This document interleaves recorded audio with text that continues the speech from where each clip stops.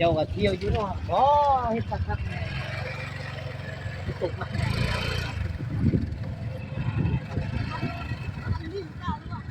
ลัดพอด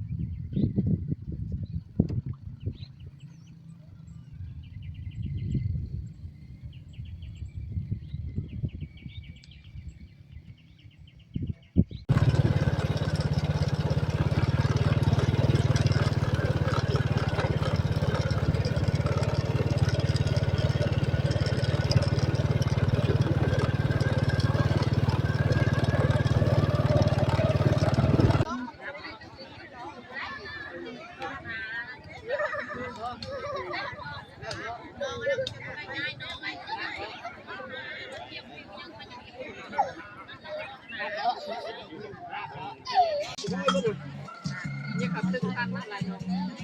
ใช่ถูกต้อง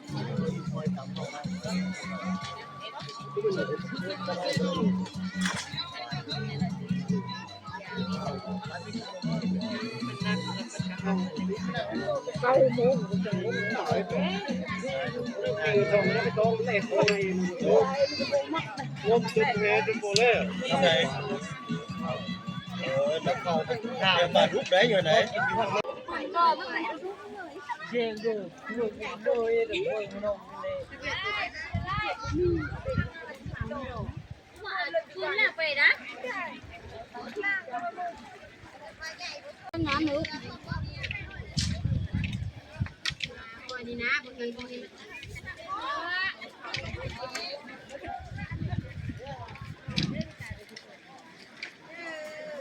เนี่ยปลาข้าวดูข้าวเมา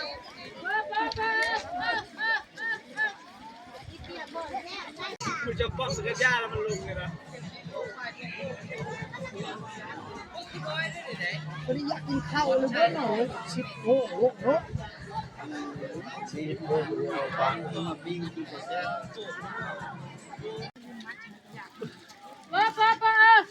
โอ้มีเฟิร์กบอกมันค้อนมันมีบ่เป็นบ้านได้สูบปาน